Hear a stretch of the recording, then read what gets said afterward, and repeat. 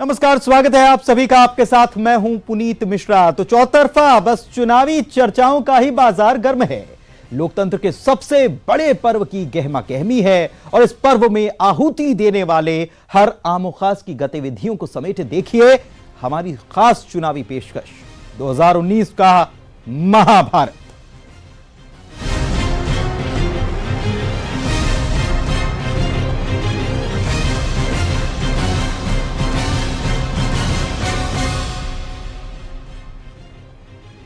तो 2019 का यह महाभारत ही है कि बस्तर में गणतंत्र पर गणतंत्र भारी पड़ा है। बस्तर में हुए पहले चरण के मतदान में नक्सलियों की धमकी और बहिष्कार को धता बताते हुए भारी संख्या में वोटर घर से निकले और अपने मताधिकार का प्रयोग किया। नक्सलियों का गढ़ कहे जाने वाले बस्तर ने बता दिया कि उनका भरोसा आज भी लोकतंत्र पर है।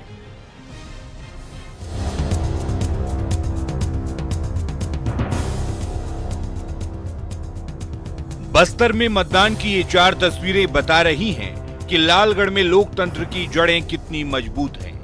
नक्सलियों की धमकी को धता बताते हुए बस्तर में घरों से मतदाता बेखौफ होकर निकले और अपने मताधिकार का प्रयोग किया। नक्सली धमकी और कड़ी धूप भी मतदाताओं के हौसले को रोक नहीं सकी। भूख, प्यास, धूप को दरकिनार कर लोगों ने सबसे पहले वोट देना उचित समझा। कुंडा गांव के सबसे संवेदनशील मर्दापाल इलाके में मतदाता कई किलोमीटर पैदल चलकर लोकतंत्र के महापर्व में शरीक होने पहुंचे। इतना जानकारी हंगवा हो तले सुपरिता होली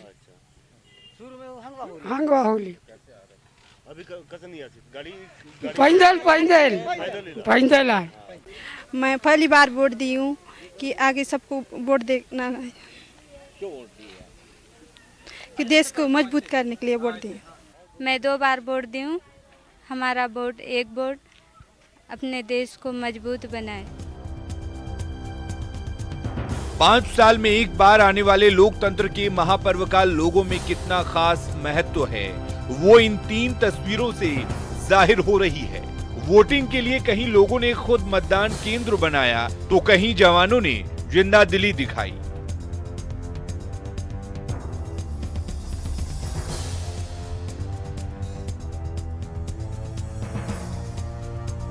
वहीं बस्तर के घोर नक्सल प्रभावित सुकमा और दंतेवाड़ा की तस्वीरें नक्सलियों के मुंह पर कड़ा तमाचा है, जहां भारी संख्या में वोटर नक्सलियों के वोट बहिष्कार के नारे को पैरों तले कुचलते हुए पोलिंग बूथ पर पहुंचे और वोट देने के लिए लंबा इंतजार भी किया, लेकिन वोट देकर ही वापस लौटे।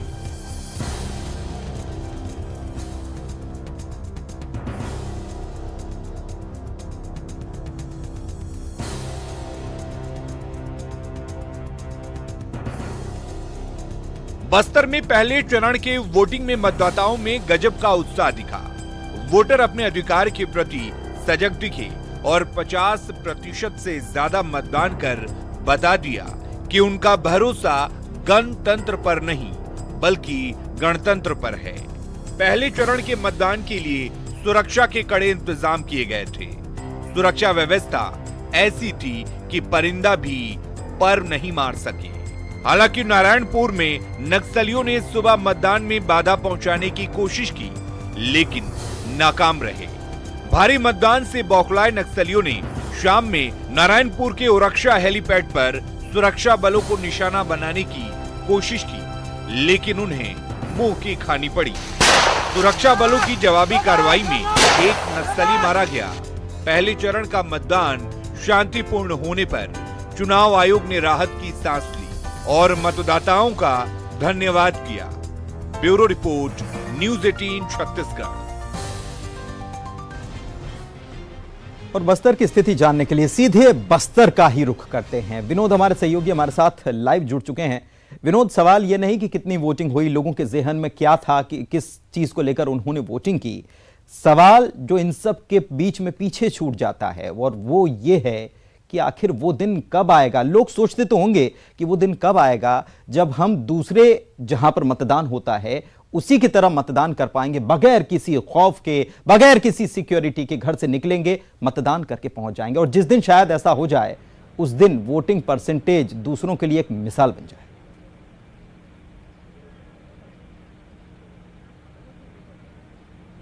देखिए, बस्तर की अगर बात करें तो वो चीज़ें अब शुरू हो चुकी हैं पुनीत। हालांकि उसके लिए वक्त कितना लगेगा, वो समय कब आएगा, ये अभी मुट्ठी में ही कैद है वो सवाल। और जिस दिन ये मुट्ठी खुलेगी तो निश्चित तौर पर बस्तर की तस्वीर और तकदीर कुछ अलग तरह की होगी और लोग उसको जानेंगे भी। सवाल वही है, लेकिन शुरुआत हो चुकी है और बस्तर के लोग तो अब ये भी कहने लगे हैं कि एक कदम तुम चलो और एक कदम हम चलें, कारवां अपने आप बनेगा। तो वो कारवां बनेगा, लेकिन शुरुआत बस्तर के लोगों ने ही की है। और सबसे खास चीज़ ये है कि जब ये बस्तर के लोग दहशत के साए के बीच में भी अगर सर पर कफन बांध करके उन तमाम चीज़ों को दरकिनार कर शुरुआत कर चुके हैं, तो निश्चित तौर पर वो समय आएगा। आएगा कब, ये हालांकि किसी को नहीं मालूम, ना मैं जानता हूं, ना आप जानते हैं, ना बस्तर के लोग जानते हैं। लेकिन शुरुआत बहुत अच्छी है और पिछले विधानसभा चुनाव से अब वो तस्वीर बदली है। पहले तो ये होता था कि लोगों को 10 साल के अगर हम इतिहास की तरफ नजर डालें तो 2 चुनाव मैंने देखे हैं बस्तर में, सरगुजा में भी देखा है। लेकिन यहाँ की तस्वीर अब धीरे धीरे बदलती आ रही है। अगर हम धीरे धीरे बदलती आ रही है, ये अच्छी बात है। और ये उम्मीद करना चाहिए विनोद कि बहुत जल्दी वो दिन हम देखेंगे जब, जैसे आपने शब्द का इस्तेमाल किया कि सर पर कफन बांधकर वोट डालने के लिए जा रहे हैं, ये नौबत ना है। शुक्रिया इस तमाम बातचीत के लिए। ग्वालियर चंबल अंचल के 2 दिग्गज जो अपनी अपनी पार्टी के लिए किंग मेकर माने जाते हैं, लेकिन इनकी अपनी ही सीट तय नहीं हो पा रही। चंबल के 2 दिग्गजों की परेशानी है क्या, जानते हैं इस रिपोर्ट के जरिए।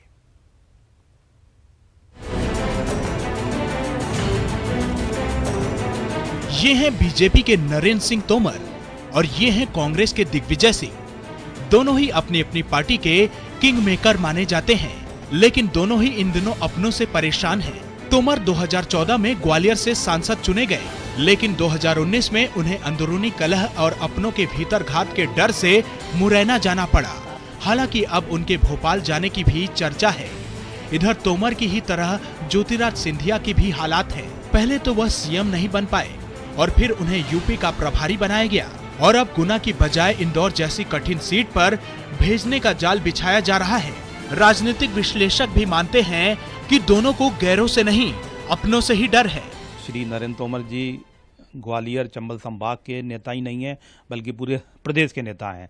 लेकिन अभी लोकसभा चुनाव के संदर्भ में देखें कि वो वास्तव में अपनों से ही परेशान चल रहे हैं और इसी परेशानी के कारण वो ग्वालियर से मुरैना की ओर आए, क्योंकि उनको मालूम था ग्वालियर में जो कई नेता पार्टी के हैं वो उनके खिलाफ काम कर सकते हैं, उनके लिए भीतरघात कर सकते हैं, इसलिए वो मुरैना आए।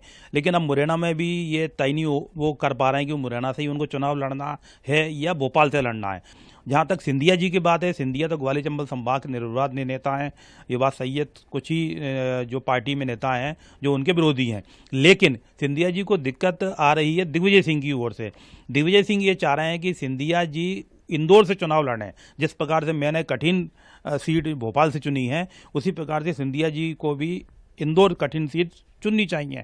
और यही धर्म संकट सिंधिया जी तय नहीं कर पा रहे हैं कि वो ग्वालियर से चुनाव लड़ें या गुना से चुनाव लड़ें, या उनकी पत्नी ग्वालियर से चुनाव लड़ें या गुना से चुनाव लड़ें। और यही वजह से ग्वालियर और गुना का जो कैंडिडेट है वो तय नहीं हो पा रहा है। हालांकि बीजेपी इन सब से इनकार करती है और कहती है कि तोमर पार्टी के लिए राजनीति करते हैं, जबकि सिंधिया अपने परिवार के लिए राजनीति करते हैं। वहीं सिंधिया के कट्टर समर्थक और एमपी के कैबिनेट मंत्री प्रद्युमन सिंह तोमर दावा करते हैं कि सिंधिया किसी तरह से परेशान नहीं है। अभी 19 के चुनाव में भारतीय जनता पार्टी का जो पूरे मध्य प्रदेश में प्रचार है, उसकी प्रचार समिति के संयोजक भी वो हैं। और मुझे लगता है नरेंद्र सिंह जी जिस ढंग से काम करते हैं, जो उनकी सक्रियता है, उसको लेकर के 18 का जो डेंट है वो धुलेगा और 19 में लोकसभा चुनाव में बहुत अच्छा काम करेंगे। जहाँ तक ज्योतिराज सिंधिया जी का सवाल है, वो खुद की राजनीति करते हैं, खुद की व्यक्तिगत राजनीति करते हैं। और इसलिए आप देखिए, कांग्रेस का एक दबाव था कि बड़े लोग बड़ी जगह जाएं। दिग्विजय सिंह हिम्मत की वो भोपाल गए, लेकिन ज्योतिराज सिंधिया जी लगातार शिवपुरी गुना में कहते रहे कि मैं शिवपुरी से चुनाव लड़ूंगा, मैं यहीं से चुनाव लड़ूंगा। श्रीमान सिंधिया जी इस संभाग की, इस प्रदेश की और देश के आम जन की मांग है, उनके पास सामने कोई संकट नहीं। फिलहाल कारण जो भी हो, लेकिन इन बातों की चर्चा गर्म है और ये भी सही है कि अभी दोनों ऊहापोह में हैं। लेकिन सियासत में ऊहापोह ज्यादा दिनों तक नहीं टिकेगा। और दोनों को आखिरकार कहीं न कहीं से मैदान में उतारना ही पड़ेगा। सुशील कौशिक, न्यूज 18, ग्वालियर। ग्वालियर चलते हैं। सुशील हमारे सहयोगी हमारे साथ बने हुए हैं, उनके पास चलते हैं। सुशील, एक शेर है, हमें तो अपनों ने लूटा, गैरों में कहां दम था। तो क्या कश्ती डूब जाएगी जहां पानी कम होगा?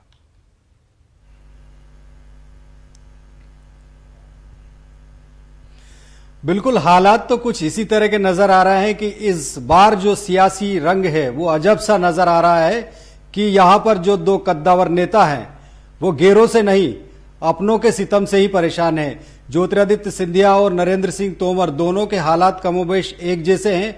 नरेंद्र सिंह तोमर ने 2008 और 13 में जोरदार कामयाबी दिलाई थी ग्वालियर चंबल अंचल में, लेकिन 2018 में जो असफलता हुई विधानसभा चुनाव में, वो असफलता नरेंद्र सिंह तोमर के सिर पर एक तरह से परेशानी का कारण बन गई है। और अब यही वजह है कि ग्वालियर से उनको मुरैना जाना पड़ा। मुरैना से भी अब हालात ऐसे लग रहे हैं कि हो सकता है कि उनको भोपाल भेज दिया जाए, यानी कहीं ना कहीं वो अपनों से ही परेशान हैं। यही हालात ज्योतिरादित्य सिंधिया के साथ भी है। सिंधिया ने मेहनत करने के बाद 2018 में ऐतिहासिक कामयाबी दिलाई ग्वालियर चंबल अंचल में। लोगों को भी उम्मीद थी कि शायद इस बार सिंधिया सीएम नहीं तो कम से कम डिप्टी सीएम जरूर बन जाएंगे, लेकिन ऐसा नहीं हो पाया। उसके बाद जो दूसरे विरोधी नेता है सिंधिया के मध्य प्रदेश में कांग्रेस के, उन्होंने एक तरह से इनको किनारे लगाने के लिए उत्तर प्रदेश भिजवा दिया। बड़ा खास है, ये बड़ा खास है। लोकसभा चुनाव में हार का ठीकरा फोड़ा जा रहा है, उनको एक के सिर पर जीत का सेहरा है, लेकिन दोनों ही परेशान हैं। ये बड़ा खास है चंबल के लिए। चलिए, बहुत बहुत शुक्रिया। ब्रेक के बाद आपका स्वागत है। बालाघाट सिवनी में सियासी बवाल उठ खड़ा हुआ। कारण बहुत गंभीर है। यहां पर एक उम्मीदवार ने बसपा सुप्रीमो मायावती समेत प्रदेश के नेताओं पर गंभीर आरोप लगाकर शिकायत दर्ज कराई। पूरा मामला देखिए इस रिपोर्ट।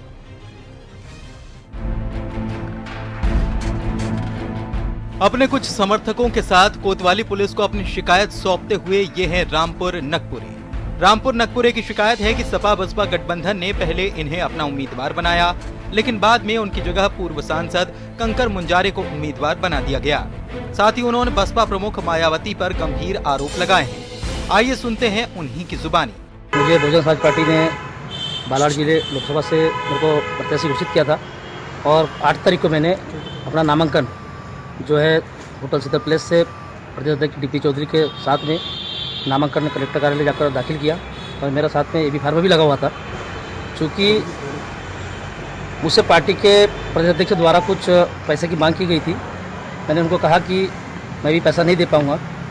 उसके बाद मेरी टिकट बदलकर पूर्व सांसद हमारे मुंजारी जी को दी गई है। मुझे ऐसा लगता है कि पार्टी द्वारा काफ़ी पैसा उनसे लिया गया है। तो मुझसे 10 लाख रुपया मांगा गया था, तो उनसे कितना पैसा लिया गया आप समझ सकते हैं। और पूर्व में भी कई बार बहन मायावती जी की जो हवा पूरे देश में चल रही है कि पैसा लेकर टिकट बांटती है, मुझे भी ऐसा महसूस हो रहा है कि बालाघाट जिले में भी पैसा लेकर टिकट बांटी गई है। इस बात से नाराज नकपुरे ने बसपा सुप्रीमो मायावती समेत बसपा के प्रदेश अध्यक्ष, उपाध्यक्ष, प्रदेश चुनाव प्रभारी, लोकसभा प्रभारी और बसपा जिला अध्यक्ष पर टिकट की एवज में 10 लाख रुपए मांगने और धोखाधड़ी का आरोप लगाते हुए कोतवाली में शिकायत दर्ज कराई है, जिसकी तस्दीक कोतवाली टीआई ने भी की है। मुझे एबी फार्म देने के बाद मेरा भारी मात्रा में अपमान किया गया है। पूरी रैली निकाल कर मैंने फार्म भरा था और मैं यहाँ थाने में इसके लिए आया हूँ कि जो मेरे साथ धोखाधड़ी पार्टी ने की है तो उन पर कार्रवाई हो। जो एबी फार्म हमको दिया गया था बहन कुमारी मायावती जी के द्वारा दिया गया था, उनके खिलाफ भी हम अपराध दर्ज कराएंगे। और जो प्रदेश के प्रभारी है और राष्ट्रीय उपाध्यक्ष भी है राम जी गौतम जी, और जो प्रदेश के अध्यक्ष है डीपी चौधरी जी और अनिल उइके जी और इंजीनियर महंत जो लोकसभा के प्रभारी है, इनके द्वारा भी हम इनके ऊपर भी आज यह मामला पंजीबद्ध कराएंगे। समाज पार्टी से संबंधित जो नेता हैं राम कुमार नकपुरे जी, इनके द्वारा एक आवेदन दिया गया जिसमें इनके द्वारा लिख किया गया कि बहुजन समाज पार्टी के द्वारा को जो है एबी फॉर्म दिया गया था और जिसके साथ इनने 8 तारीख को जो है अपना नामांकन जो कलेक्टर कार्यालय में जो है दाखिल किया और इनके द्वारा बीएसपी पार्टी के जो है प्रदेश अध्यक्ष और अन्य जो नेताओं पर जो है धोखाधड़ी करने का आरोप लगाया।